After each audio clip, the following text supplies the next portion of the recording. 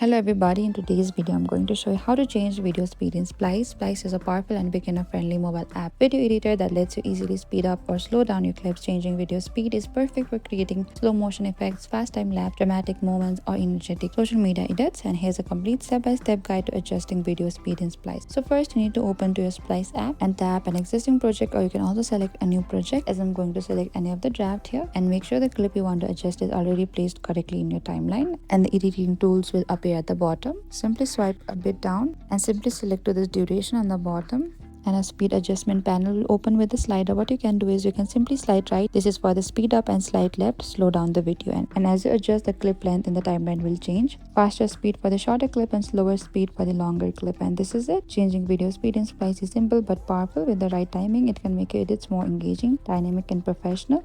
Thank you for watching this video. I hope I could help you. Don't forget to like, share, and subscribe. And if you have any queries or confusion, please comment down below and we will reach out to you very soon.